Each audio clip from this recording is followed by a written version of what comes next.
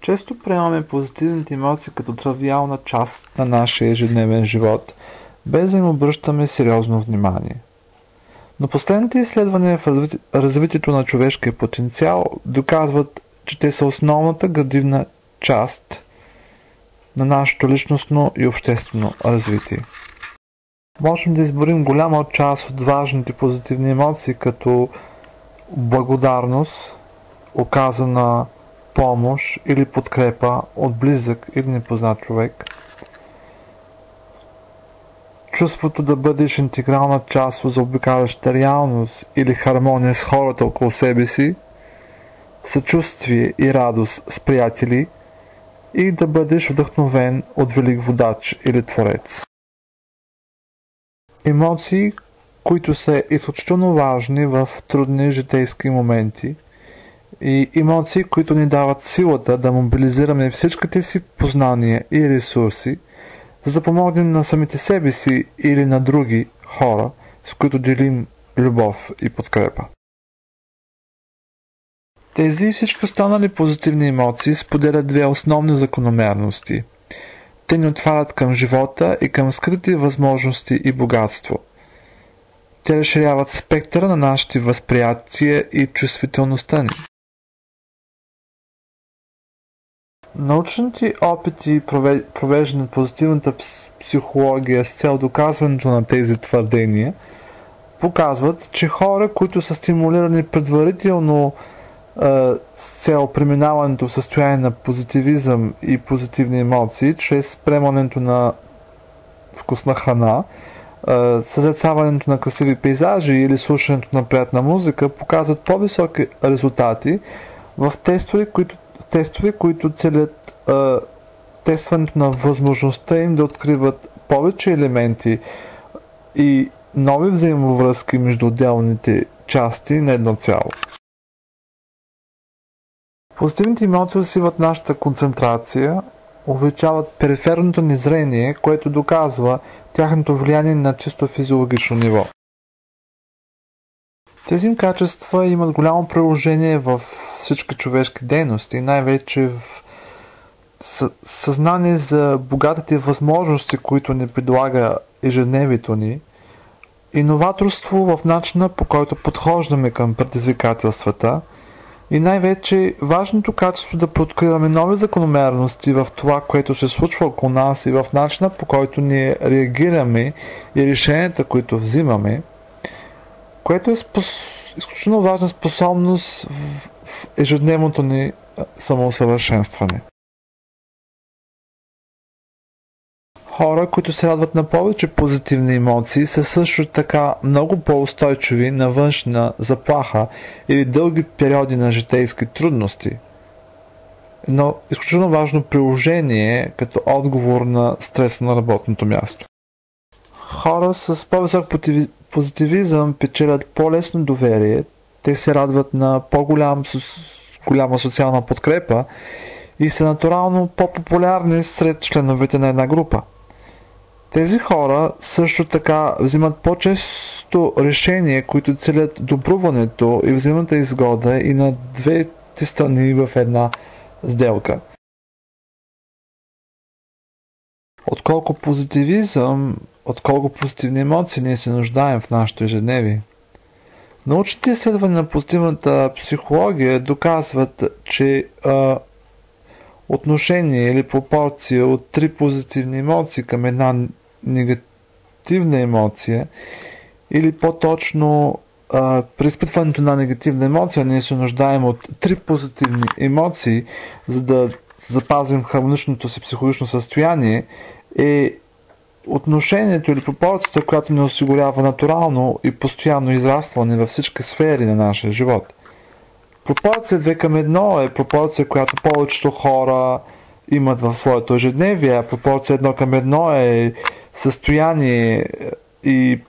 психологическо състояние на хора, които вече срещат сериозни психологични трудности и усложнения.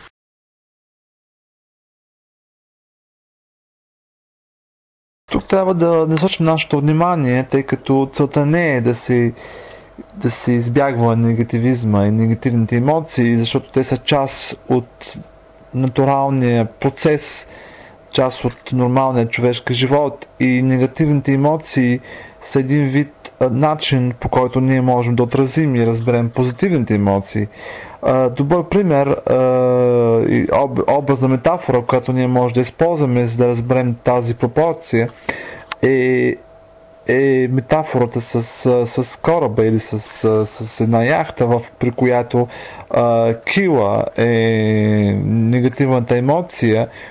която дава устоя на яхтата и помага да стигне до своята цел и помага да навигира в морето, а позитивните емоции са по-скоро платната, които служат за използване на енергията на вятъра. Това показва образно, че това е една закономерна система, при която всяка част играе важна роля или има важна функция. Така че негативните емоции са част от процеса и целта не е те да се избягват, а по-точно да се научим и да анализираме състоянието на негативизъм и на негативни емоции и да осъзнаваме как и по какъв начин ние можем да надградим на тези негативни емоции, използвайки позитивни емоции. И в случая говорим за истински сърдечни позитивни емоции, а не просто позиция или изкуствена позиция, при която се цели по изкуствен начин да се изпитват или да се чувстват тези позитивни емоции.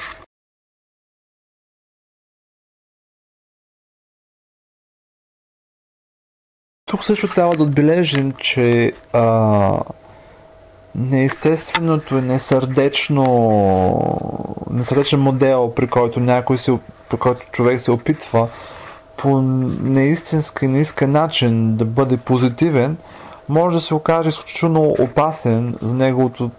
психологично и физиологично здраве, както и за неговите социални контакти. Ние често се спомняме и се срещаме за колеги, за хора около нас, които по изкуствен начин се опитват да бъдат доброжелателни към хората около тях с точна и ясна задна цел да постигнат материални и обществени изгоди. Позитивната психология доказва в своите научни изследвания, че това е изключително опасно за душевното здраве и особено с научните изследвания на сърцето показват, че тези хора са изложени на голям здравословен риск и най-вече на изолация от членовете на тяхната социална група.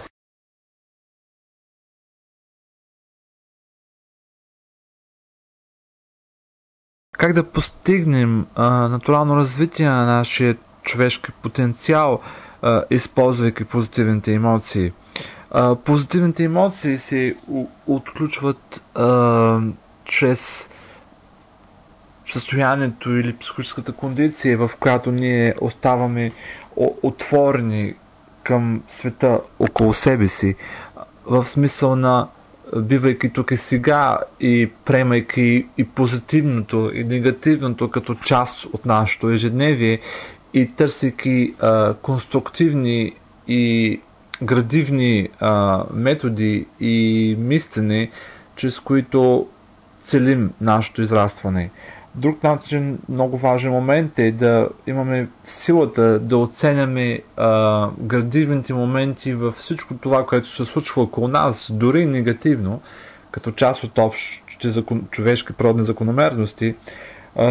също както и да останем любознателни към всичко това, което ни заобикаля и да бъдем най-вече сърдечни към това, в взаимоотношенията си към другите и към това, което пресъздаваме с мисли и в нашата комуникация, както и да се стремим да бъдем автентични и истински, и най-вече да бъдем себе си, да следваме една ценностна система, откъдето и нуждата да търсим нашето себепознание за това, кои сме ние и коя е нашата мисия в живота.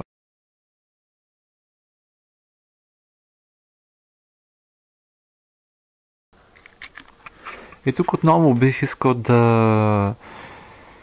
се върнем към момента